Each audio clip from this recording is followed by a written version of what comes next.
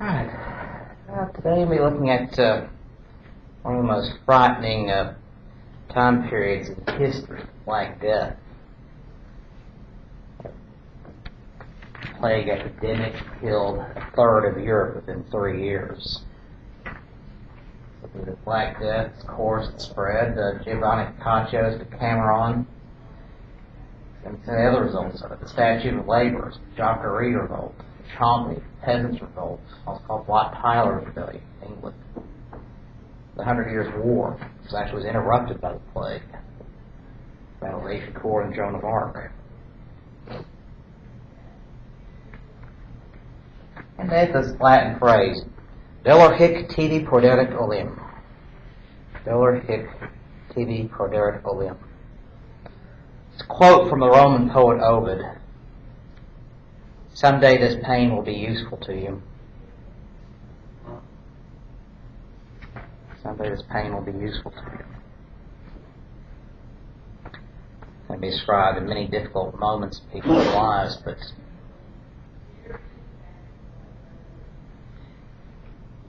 sometimes you have to go through painful events in your life to succeed. Sometimes just to survive. So we're having this discussion on Veterans Day. Troops going into combat have to go through a lot of intense training. Go through firefights and bombings and attacks and threats in their lives on a daily basis. But the pain they experience of training is useful to them later. It's the pain of having to study for an exam or having to work hard in college will be useful to you later. It's just the idea of surviving a horrible event gives you strength for other events later on.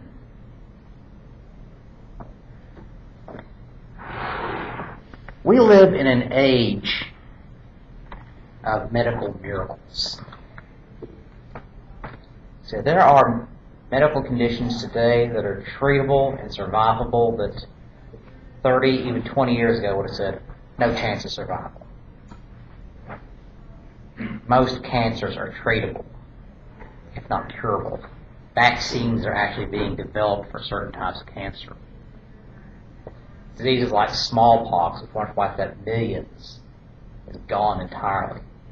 Polio, which killed hundreds of thousands of people, left others maimed and paralyzed, has nearly been completely eradicated.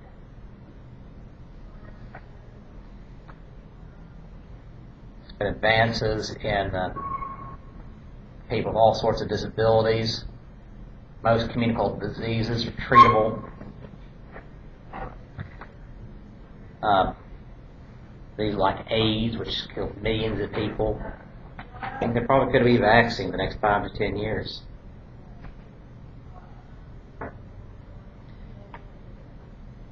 Say children routinely vaccinated for diseases like measles, mumps, German measles, chickenpox. The diseases that in American society in the 21st century we don't even think about. Just empty words to us, but 50, 60 years ago, in our parents' generations and our grandparents' generations, they watched friends catch these diseases and die from them. Be maimed for life. Diseases that were called childhood diseases because you were exposed in childhood. There's nothing playful or innocent about them. These were deadly diseases, but they're gone now.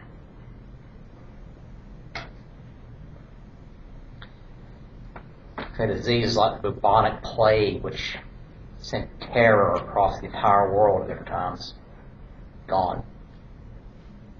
Easily treatable.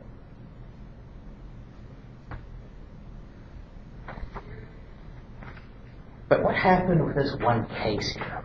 There's been cases of epidemics and plagues before, but how did this one get out of control? How did this one so devastate the world in such a short time? Well, take a look at it here.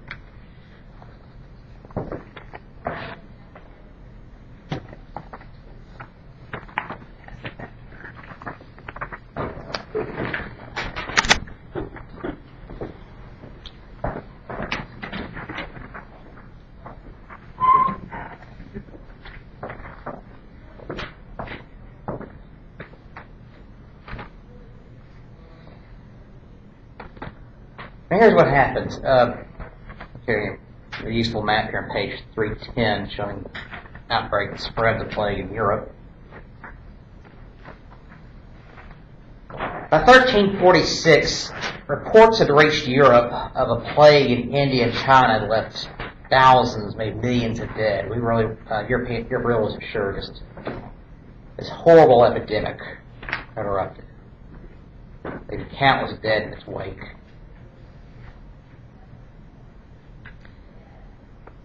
It said modern estimates of death tolls in China are well into the millions. But for Europe, the most terrifying aspect of this report, it was spreading. It was heading towards them.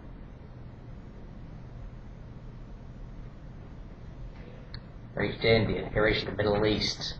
These are the trade routes between Europe and the rest of the world. By December 1347, ships began to arrive at Mediterranean ports in Europe with the crews dead, or mostly dead, from the plague. The outbreak would erupt on a ship, spread, kill the entire crew, and the ship would just drift until it ran aground. What we end up seeing from this epidemic is it starts at the ports first. So that was those are the first people to encounter it. In epidemiology, you may hear a phrase sometimes of patient zero.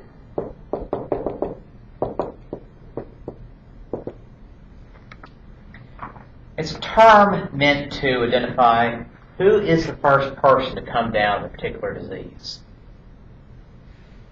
Diseases will mutate over time. The genetic code will change slightly for a variety of reasons, interactions with one disease or another, environmental conditions or whatever, but basically it'll mutate, it'll evolve. That's why you have to get a different flu shot every year, because the disease has mutated and evolved so much that not just one vaccine is going to get it. You have to take a vaccine for each different type of strain. And the vaccine you get every year is the one that CDC, Centers for Disease Control, is tracking believes that will be the one that becomes the biggest problem for that flu season. So the flu is a disease that has killed millions of people. There's going to be an epidemic in the 20th century, right after World War I, that is even more violent, more deadly than the Black Death. Not as high a percentage of casualties, but it's going to be very deadly. Now, how does that make sense? Yeah. And more deadly than the Black Death, but less casualties? Yeah, it's the numbers are higher because there's a higher population by 1990, Spanish flu. But like I say, the same percentage, about 33% of people died of the Spanish flu as who died of the Black Death. And say the United States, instead of 500,000 dead, it would have had 30 million dead. Good question. Yeah. The plague that, somewhat occurred before World War I, is that right? Yeah, just after World War I, Spanish flu epidemic called it. Oh, that's what it was? Yeah. Spanish flu. It was called that not because it originated in Spain. They think it actually originated in Asia somewhere, but because Spain was neutral in World War I, the king came down the flu, and that was being reported in the media. Since so many people were hearing about this flu coming from Spain first, it's got the name Spanish flu. But that epidemic, as in the Black Death, you had people who were perfectly healthy, strong, fit, prime of their lives one day, and a couple days later dead. It was that fast. So, you'll see some people on the internet say that vaccines are dangerous or don't do any good. Those are people with absolutely no medical training. They have absolutely no clue in the world what vaccines do or about basic concepts of modern medicine. I mean, asking somebody like that about their opinions on a vaccine is about as dumb as asking them how to perform heart surgery. But who patient zero was in this original epidemic, where it emerged, why it emerged, we don't know.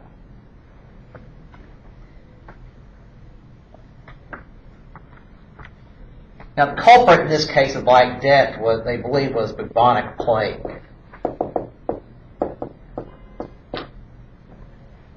Now, there have been outbreaks of bubonic plague many times before.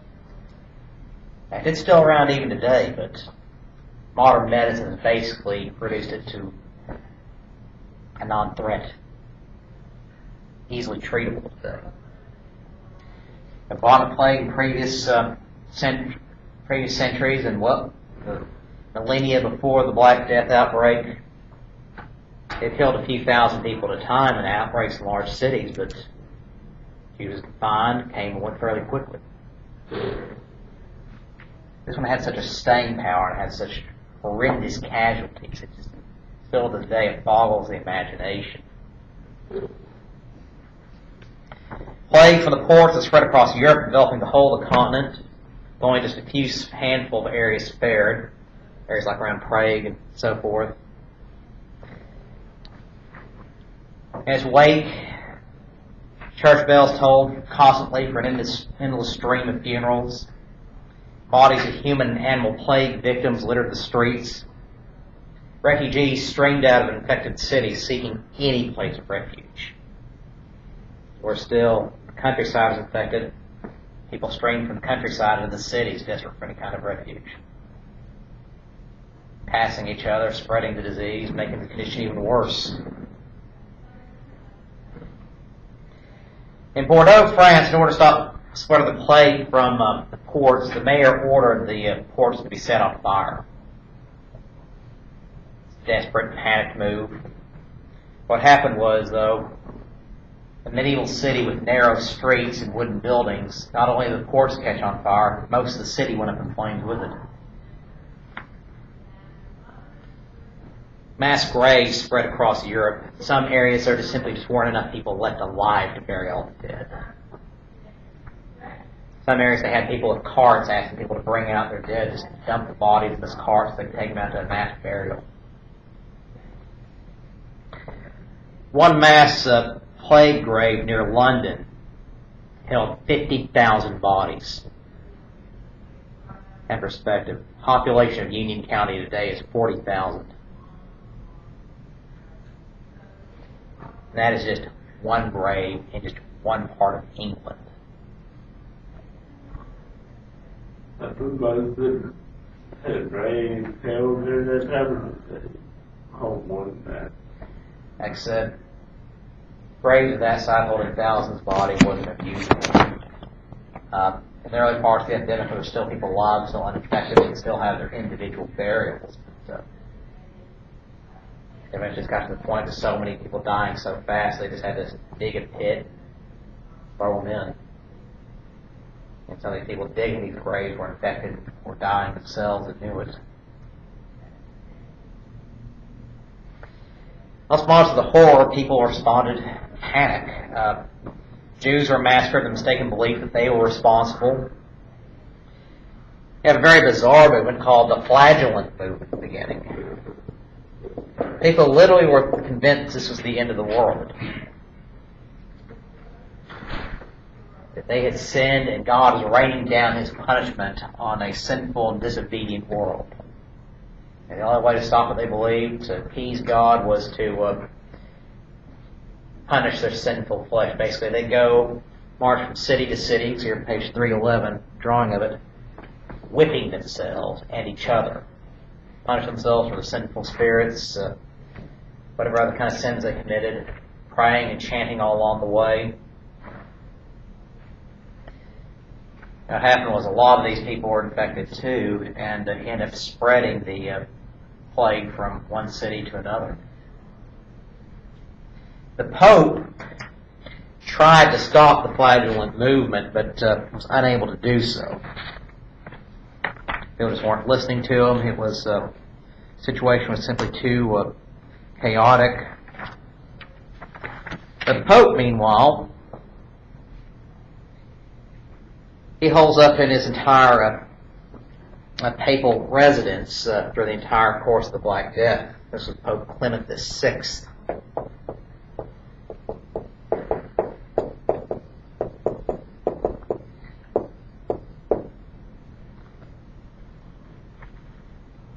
So he didn't come into contact with other people at all? No, basically, he just had one or two servants bring him food. He was surrounded by basically, some people thought there was something wrong with the air while the disease was spreading, so he had these little bonfires in his chambers and office, basically kept them lit, kept kind of a smoky, warm room the entire time, limiting contact with anybody from the outside world, and basically he stayed in there for that room for several years. He survived. He survived. And most of the heads of state of Europe survived. So there were some lower-level princes and princesses who died, some dukes here and there who died, but like I said, the Tsar of Russia and his family died. Well, the only head of state who was really of a major state at that time was really affected in that, died in that way. I'll see if I can give you the death toll. About 25 million people in Europe died. That's a third of the population.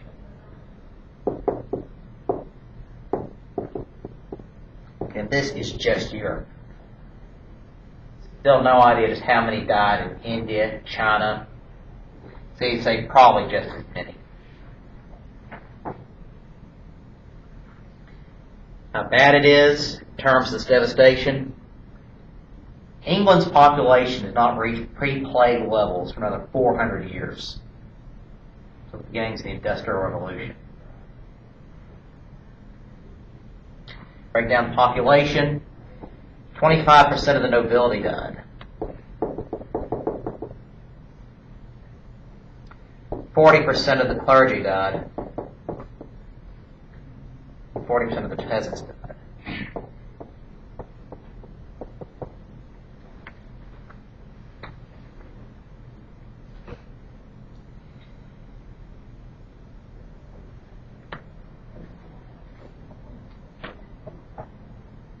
So you have a lot of clergy who fled for their lives, but a lot of them stayed with their parishioners and died with them. In some cases, the clergy are the only one who were really left taking care of the sick, though it's not that they could really do for them, it's essentially trying to make them comfortable in the last days. But also, in the Roman Catholic faith, you have last rites. Basically, priests will perform this ceremony, basically forgive and wash away your last sins so you can enter into heaven. As Roman Catholics, that's a very important thing, last rites. The peasants, 40% of them died.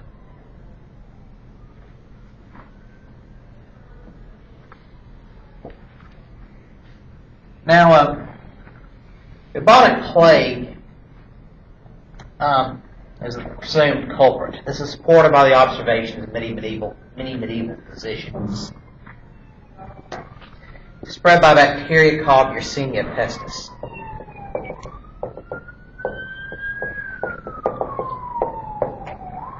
Remember your underlying scientific name of that species. Now, Yersinia pestis, the plague was spread from fleas, usually from rats and other rodents.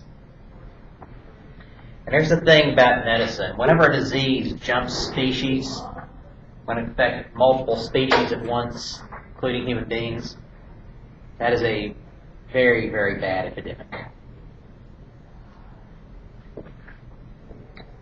Essentially means that disease is figured out how to basically break through the immune systems and the protections of multiple species. Essentially, you've got these fleas that are on rats. They bite the rat. Remember, fleas are parasites, trying to drink blood out of the rat. But when they do so, their saliva of these fleas, as they bite, it's injecting this a bacteria into the bloodstream of the rats. The rats get infected. The rats die. Fleas are not affected by this Yersinia pestis bacteria. So, their host is dead. They hop off to the next thing. A cat, or a dog, or a person. Same thing happens. They bite the warm-blooded mammal, cat, dog, or a human. The horses and people are especially affected by this. Bacteria is injected and starts spreading through the body. Now, the body will put up a fierce defense against it. That's part of what a fever is your body trying to react to an infection. It's trying to kill the bacteria, but it fails very. Those defenses are failing very quickly. A typical sign of the most common form of human plague is a swollen, very tender lymph gland, accompanied by sharp pain. And the lymph glands, your armpits and other areas of those are part of your immune system. Basically, how the body's trying to transport immunity agents throughout your body. Okay. Swollen lymph gland, sharp pain. Bubonic plague symptoms usually appear 2 to 6 days after being infected. And so the bacteria has multiplied that quickly. It's broken down the body's defenses that quickly. You have to remember, you were exposed to multitudes of diseases every day. All sorts of bacteria, viruses, and everything else. But your immune system is designed to combat those diseases immediately once they enter your body. The immune system response is created immediately. But you don't notice it because the body's responding that effectively. So the body's designed to fight diseases. In fact, that's why vaccines are so effective, because it's basically tricking your body into reacting to a foreign agent. Basically, in a chemical process, teaching the body how to fight off a particular disease, how to recognize a particular bacteria or virus or whatever you're being vaccinated against, and then the body will recognize that later if it ever is exposed to it. Now, but bubonic plague, the body doesn't know how to react to it in most cases. Bubonic plague is left untreated. The plague bacteria invade the bloodstream, which spreads rapidly, causing often fatal condition. It begins abruptly with chills and a high fever, and sometimes extreme exhaustion, swelling the glands. The second stage, swollen, painful lymph nodes in the groin, thigh, and underarm or neck appear. It's also part of your lymphatic system. Swollen glands are called buboes, which we get the term bubonic from. 90% of plague victims will develop the swelling, but 10% will develop these swellings within the abdomen. And that is very bad news. That swelling, that lymphatic swelling is within your abdomen. So going out from the body, coming back into the body. What's going to happen is your lymph glands will be so swollen that they'll start leaking or burst. And when those lymph glands are swollen, that means they're basically filled up with dead white blood cells. The very cells that basically are trying to protect your body from this disease. And basically, all the waste produced by your body trying to fight this disease has now been introduced and spreading all throughout your body. It's poisonous to your body, unless it be contained in very small, succinct areas. Well, as the infection deepens, these swells are filled with a black fluid. Skin overlaying afflicted areas may be smooth and reddened, but usually does not feel hot. Small skin lesions, such as often appearing to be either water-filled blisters or thick crusts, may develop at the site of flea bites as we're first enter the body. Now, modern science can treat bubonic plague with antibiotics in the first 2 stages. So this can be treated today, no problem. Antibiotics, as soon as you get symptoms. As soon as you get symptoms, not usually the CDC jumps in. They try to see where you got the disease from, limit any kind of further exposure to anybody else, but doctors are on it immediately. You're cured within a couple of days. But this is 1347. Antibiotics are 600 years away. There is no cure. 600 years away might well be never on the moon. You're just not going to get it in 1347. Well, the final phase consists of a contagious and often fatal form of pneumonia. Lesions in the lungs also occurring. So pneumonia,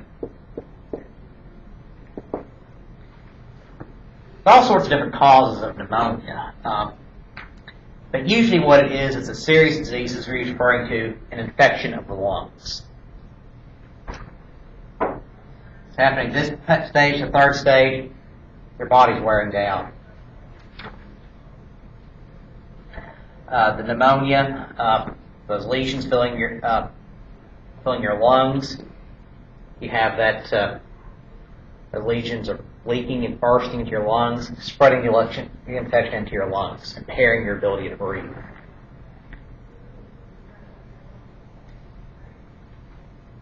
Like say, within a couple of days of developing that pneumonia, that's it, you're gone. Bubonic plague, untreated, has an 80% fatality rate. There are some people who can survive it, depending on how severe the case was. And so you might be that 1 in 5 who survives. May not be doing too well for a while afterward, but you could survive it. Once you bring that sanity to die anyway, shortly after that. And so life expectancy is very long. You probably may not live a long life according to today's standards, but you would have a very long recovery period. And actually it might be a couple of months before you're back into top shape again. Actually your health may be always weak because you had this disease. Actually, all sorts of different medical reasons behind that. But 80% fatality rate. And of course, there are some people whose somehow, some way, the immune system is oriented that their bodies figured out how to beat this disease. A natural immunity. And in almost every epidemic, there's somebody somewhere who has a natural immunity to that disease. How or why, who knows? And so there are a lot of people who were exposed who just never came down with the bubonic plague. Natural immunity. Sometimes just dumb luck, but a lot of it is just simply natural immunity.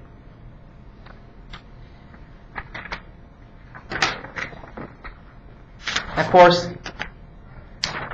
this epidemic is so worse than so many others. So, it's made some scholars suggest that maybe bubonic plague alone wasn't the sole culprit. They're also thinking about cases where areas are struck during wintertime where you're not going to have a lot of fleas. In areas that had no reports of rats. In other cases, you have large rodent populations existing, but these areas didn't report any widespread outbreaks. Why? What happened here? Who's to say? Because remember, all it's going to take is one infected person to start that disease. You become patient zero for that area. in the pneumonic phase of it, you're coughing a lot, and droplets of cough and saliva are basically flying through the air, and someone else breathes it in. Some people get colds. Or maybe you just touch something somebody infected touched. It is, they're coughing, they're wiping their hand and mouth, wipe it off on a towel or a sheet or something here, and they're touching a doorknob. And then a couple minutes later, you touch that towel, you touch that doorknob. Guess what? You're infected. It spreads that easily.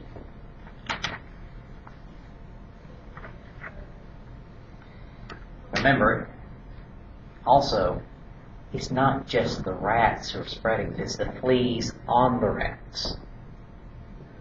Sometimes there are fleas that can survive into the winter. Also fleas jumping from one species to another. But also there are also other carriers once that bacteria gets into the bloodstream. There are a couple of diseases that some scholars have suggested, among them pneumonic plague.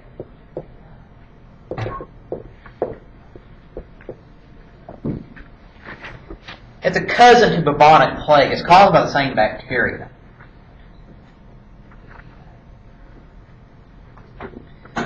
Symptoms of pneumonic plague begin 1 to 4 days after exposure to bacteria. A little bit faster than bubonic plague. First symptoms include fever, headache, weakness, a bloody or watery cough due to infection of the lungs, that is pneumonia. The pneumonia worsens over 2 to 4 days, may cause septic shock, and treatment with antibiotics, death. Death from pneumonic plague can occur within 48 hours. Fine, happy, healthy, fit as can be one day, and 48 hours later, dead. Another interesting potential cause? Anthrax. Anthrax is actually a naturally occurring disease. Symptoms usually appear within 7 days of exposure. In some cases, the incubation period has been significantly longer than this. One form of cutaneous anthrax infects the skin area.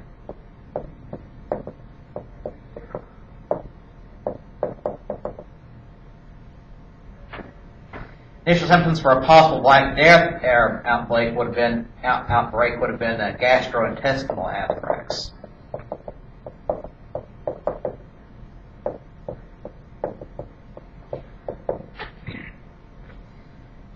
Essentially, initial symptoms include fever, nausea, abdominal pain, and vomiting. Disease progresses, particularly gastrointestinal anthrax, talked about here. Maybe vomiting blood, bloody diarrhea, toxemia, this septic shock. Shock, a bluish tinge to the skin and mucous membranes. It is the dark swellings of buboes you see with bubonic plague. You see something similar with gastrointestinal anthrax.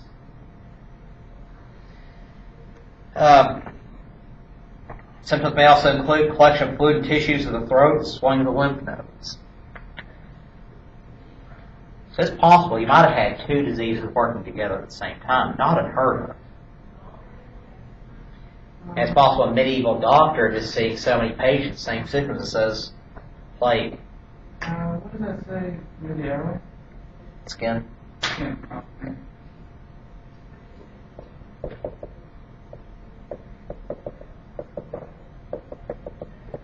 Stomach intestines or gastrointestinal anthrax. That occurs naturally. It is treatable.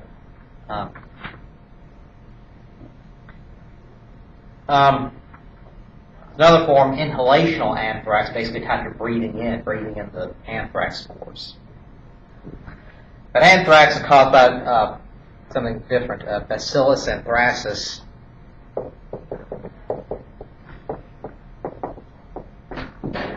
Microscopic spore. Inhalational anthrax starts off very mildly.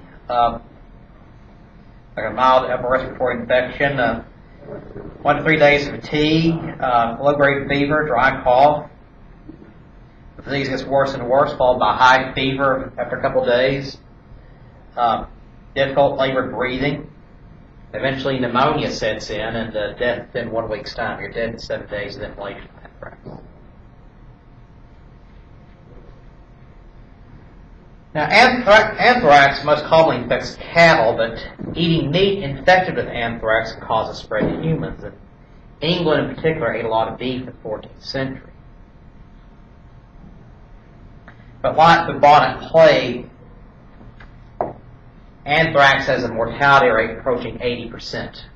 Very high death rate, but again, treatable with antibiotics. The interesting thing about the anthrax theory is dormant anthrax spores actually were found in some mass plague graves. Whether it was this or not, it's really to say. Anthrax has never been known to be spread so widely. So everyone might be looking at bubonic plague. But maybe anthrax was added to it in England. Really don't know. So much really don't know. 14th century, they didn't know what was causing it. Actually, at this point, they're barely beyond the idea that evil spirits are causing diseases. That's why it's a traditional in the West to say, bless you, when you sneeze. Because they think, there's a medieval belief that when you sneeze, your soul is leaving the body for just a moment, and evil spirits can get in and possess you. They really thought that.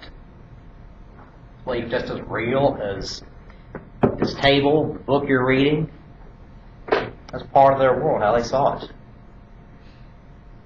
They couldn't understand that organisms so small you couldn't even see them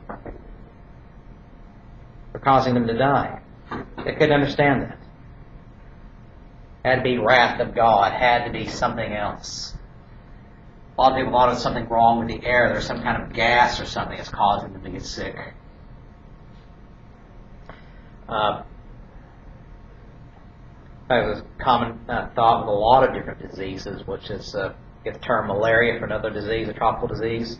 They thought it was something wrong with the tropical air while they were getting sick, so they get the term malaria, bad air. Now, what ended up happening, though, was you had people walking around with nose cut, wearing flowers, coverings for their nose,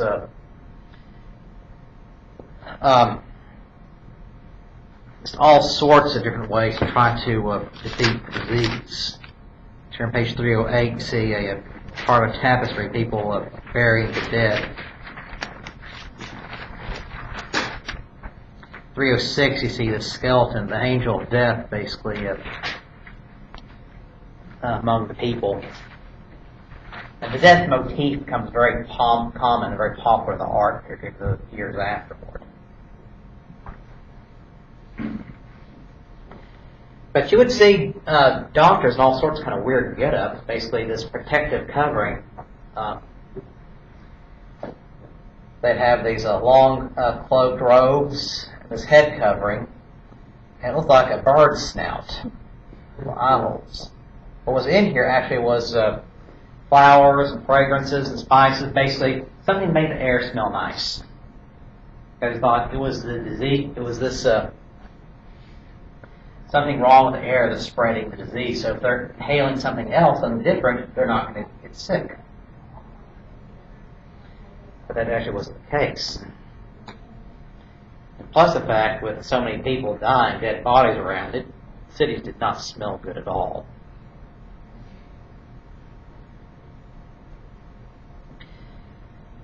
Except there were hundreds of villages that were completely abandoned during the epidemic. Not all the people died, or a few survivors, a handful just up and left. It ended up causing a massive series of changes within Europe. Economic and social changes. You just can't go through something like that and not be changed in some way. With major epidemics, there's always some sociological effect to it. For example, lung cancer is why it's not polite to smoke anymore. Because you don't want people breathing in that smoke, it may cause cancer or something. spreading of a cold and flu thing. That's why cover your mouth and you cough. Why it's illegal to spit on the sidewalk? Spanish flu epidemic. One thing is it's not polite to spit in public, but 1918, 1919, they thought that was spreading the flu. In fact, go down to Main Street Pizza. You'll see on the wall there one of the tchotchke things, sign saying, "No spitting on the sidewalk, $5 fine, Department of Health." That's a sign that came from the Spanish flu era. Cities all over the country passed a law saying no spitting on the sidewalk to stop the spread of the flu.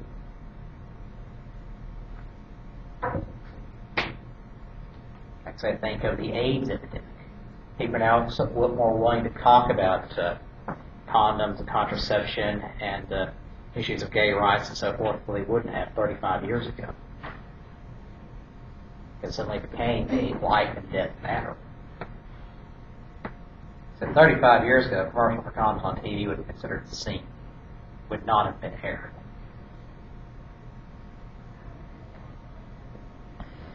Similarly, massive changes in society in the Middle Ages because of the Black Death. In fact, some historians think the Renaissance really started after the Black Death ended.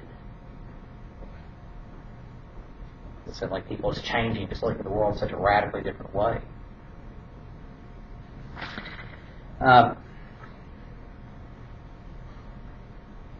Give you just one example of one thing that came out of the Black Death. The nursery rhyme Ring Around the Rosie. About the generation afterward. Children, what they will do when they're confronted with a traumatic event is they'll often try to turn it into a game.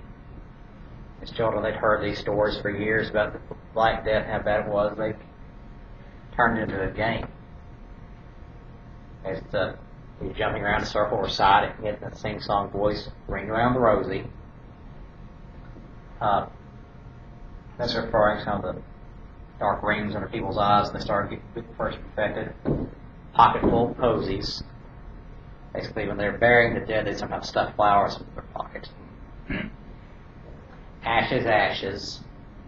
The prayer for the dead. Ashes to ashes, dust to dust. All fall down. Everybody's dead. It's really morbid when you think about it. It's been a children's game for centuries. Very dark beginning. Why are black cats bad luck in our society? Comes with this time period.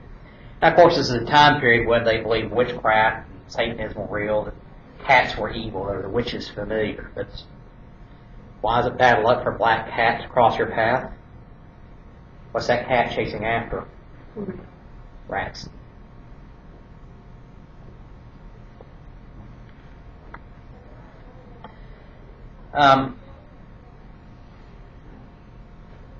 Of course, this isn't going to be the last major outbreak. There actually were outbreaks in Europe in 1361, 62, 1369, in the early 1400s, but there wasn't as high a mortality rate, not nearly the death toll, not nearly the percentage toll as in this era outbreak.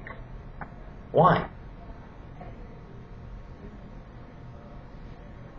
It's a partially different strain, but also natural selection.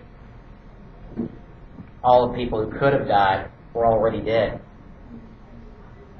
Whatever natural immunity these survivors had was passed down to their descendants.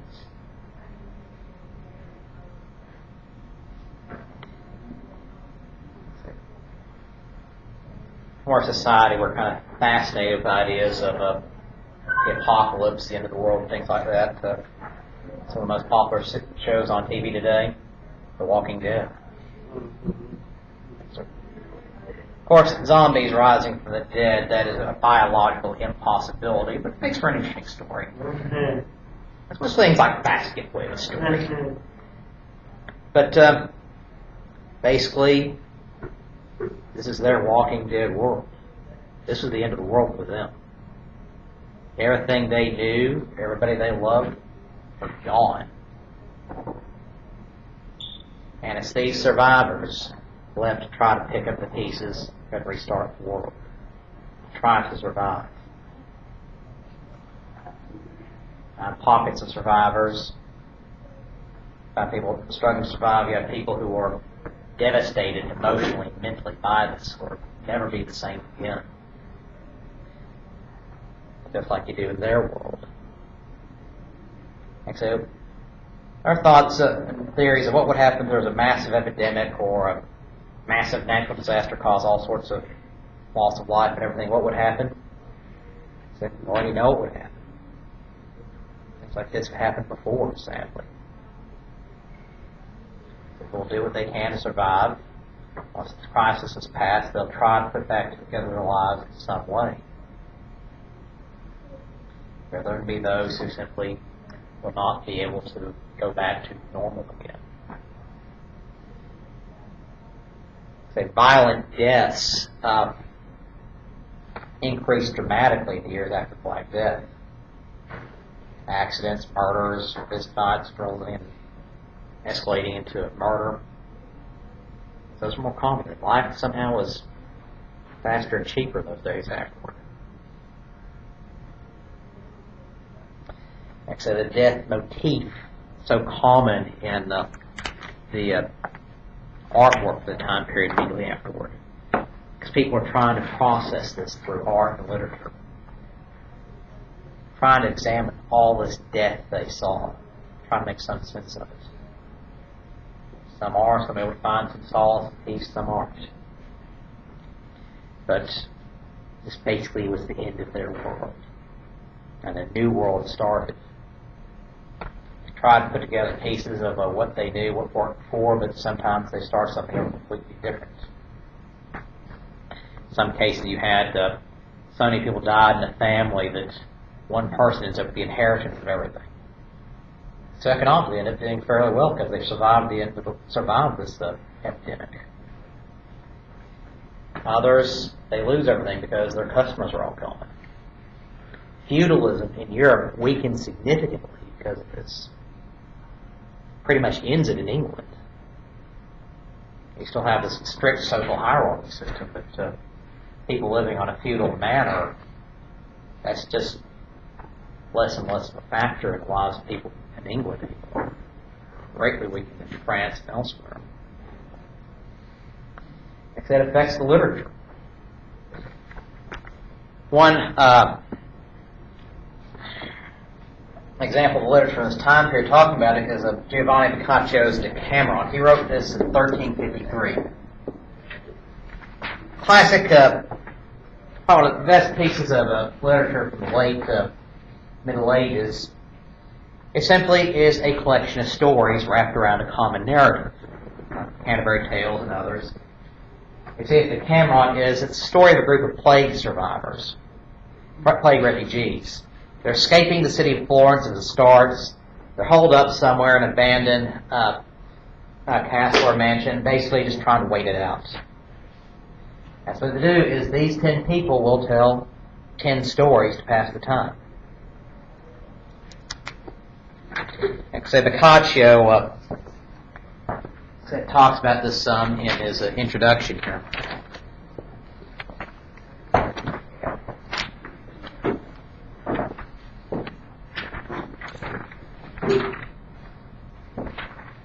Now, the stories he uses are all sorts of different things. Old retellings of old folk tales, biblical tales, stories he made up, stories that are kind and heartwarming, some that are, well, pornographic in nature. But just a slice of life of the Middle Ages.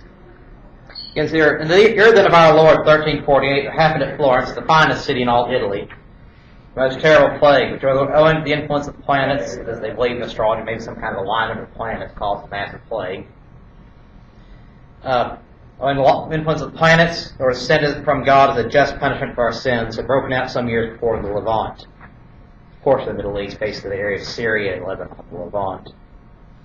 After passing from place to place, making incredible havoc all the way, had now reached the west. And in spite of all the means that art human foresight could suggest, such as keeping the city clear from filth, exclusion of all suspected persons, and the publication of copious instructions for preservation of health, notwithstanding manifold supplications offered to God and processions and otherwise, began to show itself in the spring of the aforesaid year in a sad and wonderful manner. What I mean by wonderful isn't, oh, this is great and fine and dandy. You know, it's meant they're just struck by the power of this disease, just amazed by it. The thing is that trying to keep suspected individuals from entering a city, that's a good idea, but remember, it's days sometimes before symptoms appear. Unless you're willing to keep them quarantined for a week. They weren't even thinking about that. Unlike when it's been seen in the east where bleeding from the nose is a fatal prognostic, here there appeared certain tumors in the groin or in the armpits, some as big as a small apple, others as an egg, and for purple spots in most parts of the body, some cases large but few in number, others smaller and more numerous, both sorts of the usual messengers of death. But the cure of this malady, neither medical knowledge nor the power of drugs was of any effect, because the disease in its own nature mortal, or that the physicians, a number of whom, including faking quacks and women pretenders into the account, were growing very great. Basically, people going around trying to sell these cures that didn't actually work. Some women trying to make money were trying to put together these potions to try to tell people, this is going to cure the disease, this is going to keep you from getting it. It's just a con. They could form no just idea of the cause, nor consequently devise a true method of cure. Whether was the reason, few escaped, but nearly all died the third day for the first appearance of the symptoms.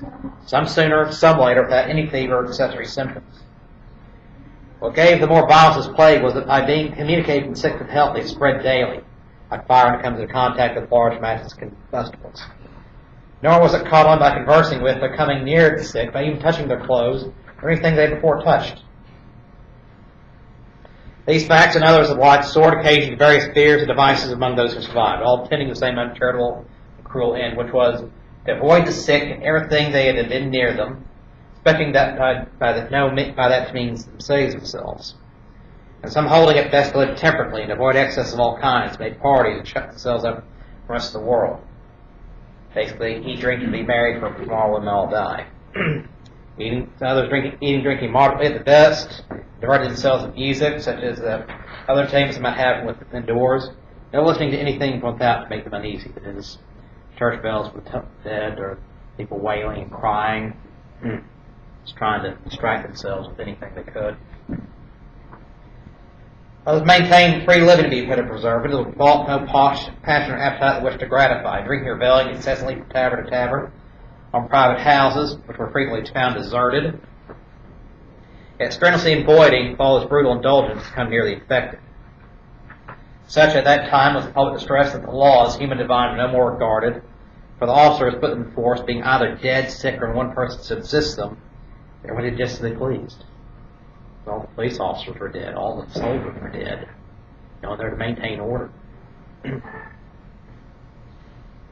Third sort of people chose method between these two, not confining themselves to rules of diet like the former, yet avoiding intemperance the latter, but eating, drinking whatever their appetites required, and walking everywhere with fragrances and nose coverings.